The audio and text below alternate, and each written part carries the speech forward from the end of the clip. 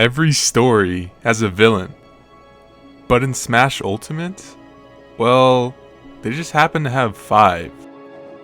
5 characters that have slowly come out and dominated the meta, completely destroying this game. But what exactly makes these characters so good? Why does every 16-year-old just happen to pick up Steve and then magically win a major? Well, because they just have some of the best tools and options that no other character does. Let's take Rob for example. Before Ultimate, he was just pretty forgettable, but then they decided that he needed to be absolutely broken. One of the biggest buffs was to his neutral air, a massive disjointed moves that lingers forever and can even auto-cancel, making it super safe to use. Combine that with his back air and some of his other moves, and this character just wins neutral for free. But the biggest mistake is gyro. On paper, it's a simple projectile, but most of the time, Rob players don't even use it that way. Good Rob players use Z-drop aerials, a tech that lets you drop gyro mid-air, catch it again, and then hit your opponent with a move at the same time. And because they also decided to make his side V faster, bigger, and connect more reliably, just landing one Z-drop nair can now kill you at 20. The middle of those 2 blocks that he's got set up, but look at these. Oh my god! Let's go! He also has a huge laser, which lets him have control over the entire stage. You can also angle it in 3 different directions, letting you snipe way more effectively. Now, Rob's down tilt? It's frame 3, which means that it's basically impossible to react to. But it also has a slight chance to trip. It's also pretty safe on shield, so he can down tilt into one of his 2 kill throws. Either you have to play a Mario Party mashing game, or just die to up throw. Well, luckily none of that matters, because he's big. Probably one of his only weaknesses, but even then, he's tied for the 18th heaviest in the game. He also has one of the best recoveries in the entire game. I mean, he can basically fly forever and mix it up whenever he wants to. Many players made him look top tier, but no one proved it more than Zomba, who not only made his own signature move Zombear, but he also won Genesis with solo Rob. I'm keeping my advantage. Oh, we locked in. We locked in. That's it. No, wait up, Phil. He said, get out of here. This is my time. With the M2. With the M2, the meanest Rob look you ever seen. To take Genesis X, that's our champion, Zomba. Yo, Zomba, talk to me. Now, Rob is pretty good, and he almost has the same amount of depth as this next character. In the early days of Ultimate, no one took Mr. Game & Watch seriously. He was light, floaty, seemed like a gimmick character, a mid-tier at best. But then, players started pressing up B, a move that comes out on frame 3. Oh, and they decided to make it invincible. So good luck ever trying to punish a Game & Watch. Now, most characters in this game need to have a game plan, but Game & Watch? Why would you? Since all of his moves come out so fast, you can just spam them. Not to mention that his up air is broken for juggling. But one of the aspects where he's the most broken is ledge trapping. You don't need timing or any spacing. All you need is bacon. Right about there is good. Have fun. His entire kit is built to keep you in disadvantage. Plus, you can also gamble. But people back then, they still didn't believe in him. Well, that was until Meister proved them wrong. But the person who really changed everything? Maya. See, Maya rose to be one of the best players in Japan, leading him to be ranked number 2 in the world in 2024, the highest placement a Game & Watch has ever gotten. This next character though, is a different kind of villain. Snake beats you by placing traps and blowing up basically the entire stage. Ultimate's engine made him way faster, way more explosive, and way harder to catch. And then you have his grenades. Grenades come out on frame 1, meaning Snake can basically escape anything. So when you do manage to outplay him, he just trades with his grenades. See, when pulling a grenade, there's a 2-second timer that will start, but the good Snake players will cook the grenade, basically delaying it enough to explode perfectly. Approaching Snake isn't even a real option anymore, because not only are you dodging his grenades, but you have to keep track one of the most annoying moves in the game, his C4. It only flashes for a couple of seconds, and if you don't remember where it was, then you're dead. It's basically an invisible landmine. Snake's down B allows him to place a C4 anywhere he wants, including on other players. And his side B, Snake can control it wherever it goes, and it's insane offstage. Also, Snake has the exact same weight as Rob, except he's not big. In fact, he can get one of the smallest hitboxes in the game by crouching. Snake also happens to have one of the best recoveries in the game, especially when you start mixing in grenades It has some insane mix-up potential, and whenever you recover high, you can just mix up your landing by using B reverses.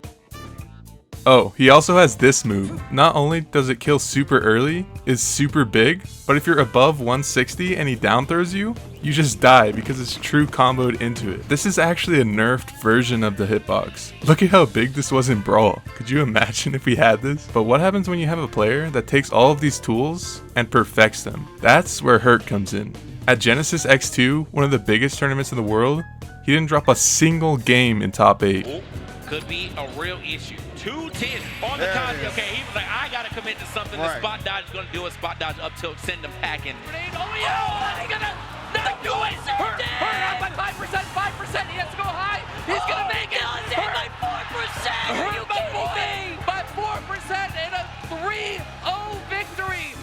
Those ones have been working out a little bit better, but now Hurt trying to close this game out. He has to get out of the corner. Good air dodge from Akola, but Hurt. Oh my gosh, that's it! That's it! The C4 is gonna close it out. Hurt is your ultimate champion. Genesis X2, the first time a player from Japan has ever won a Genesis, and it's my boy Hurt. Hurt! At the start of Ultimate, Sonic wasn't exactly a top tier. He lost a lot of what made him strong in Smash 4, like spin dash canceling with shield, and most people kind of dropped him. But not one player, Sonic's. Sonic's proved all you needed was a player willing to time you out every match for 7 minutes straight. But because of how fast Sonic is, he can also choose to be aggressive whenever he wants, and actually has some of the best edge guarding and combo tools. Well, when you hit them. No way! That's it! That's how it ends! That's how it ends! Sonic is the one who sets the pace. Making spin dash and spin charge becomes these safe, basically impossible to react to tools that let him play this hit and run style better than anyone else. Just because shield canceling was gone didn't mean that this move was bad. In fact, you could still cancel it by jumping and air dodging or doing a down air. It got so bad online that people literally wanted him banned from every single Wi-Fi tournament. And during the Wi-Fi era, Sonic's dominated over everyone else. Most people just assumed that was because he played Sonic on Wi-Fi, but Sonic's didn't just take over online, he also proved that he wasn't just a Wi-Fi warrior, managing to get 11 straight grand finals in a row. Drop that back here in the second on the door. Oh! There really is only one. He spit not quite enough to kill. We locked it in. Oh my god! What? It's over! Oh, could it be? And now, Sonic is considered to have one of the best matchup charts in this game. Sonic is definitely one of the most annoying characters to play against in the right hands. He's basically untouchable. But finally, the reason that this video exists, the one character that actually got banned in offline Smash, I'm Steve. no one really knew what Steve was capable of when he dropped in 2020. People joked, they call him broken, but like every single DLC at the time was always broken. But slowly, quietly, Steve players were learning, and what they were discovering would break the game. Let's start with his blocks. This move breaks every single aspect of competitive Smash. You see, not only do they let him extend his own combos, block other characters' recoveries, they literally change the stage layout mid-match and add walls to a rule set where that shouldn't exist. Like, no other character can come close to what this character can do. Like, what even is this? On top of that, he has some of the most insane tech in this game. And then you have this. He also has some of the best combo game in the entire game, and it's only getting better. See, one interaction that used to lead to 50% now can lead to an entire stock. And then, on top of all of that, you have his playstyle. Steve just gets to sit back behind his walls and mine. And when he gets diamonds, his kill power just becomes unfair. And this all gets worse when you realize Steve never has to approach. He's the one controlling everything. He gets to choose if his opponent has fun or not. But at least he's just a Wi-Fi character, right? I mean, he has no real results. Well, at least he hasn't won a major. Well, at least he doesn't have the ranked #1 player. Akola, former #1 player in the world, dominated using nothing but this character. And still, despite all of this, Steve has only been patched twice. Once to remove an infinite combo, and once to fix a triple jump bug.